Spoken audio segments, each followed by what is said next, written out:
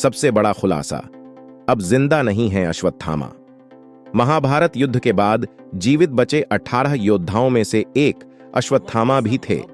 अश्वत्थामा को संपूर्ण महाभारत के युद्ध में कोई हरा नहीं सका था। कहते हैं कि वे आज भी अपराजित और अमर हैं। लेकिन सवाल यह उठता है कि क्या वे आज भी जीवित हैं?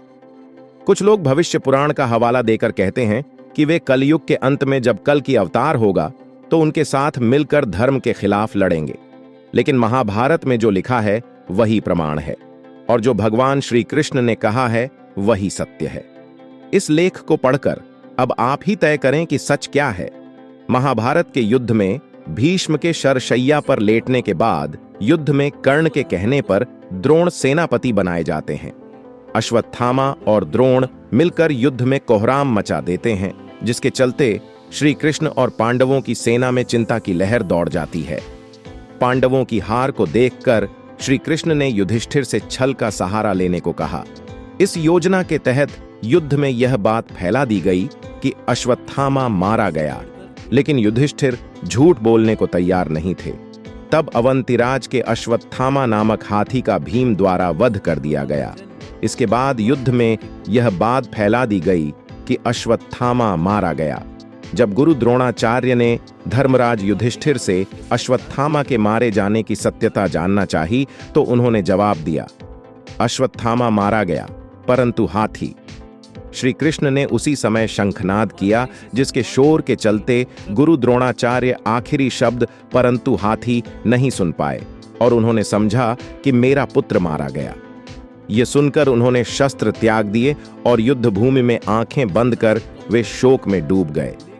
यही मौका था जबकि द्रोणाचार्य को निहत्था जानकर द्रौपदी के भाई धृष्टद्युम्न ने तलवार से उनका सिर काट डाला।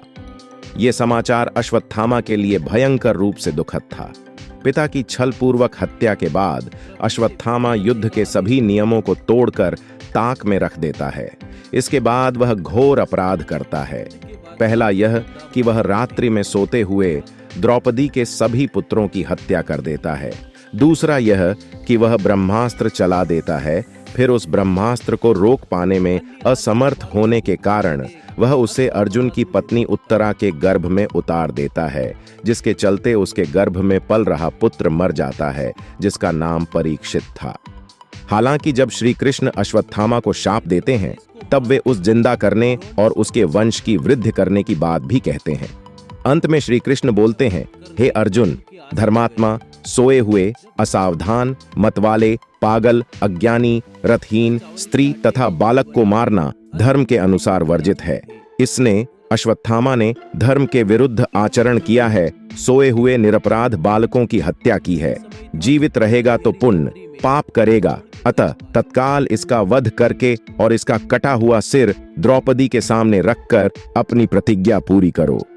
श्री कृष्ण के इन वचनों को सुनने के बाद भी अर्जुन को अपने गुरुपुत्र पर दया आ गई और उन्होंने अश्वत्थामा को जीवित ही शिविर में ले जाकर द्रौपदी के समक्ष खड़ा कर दिया।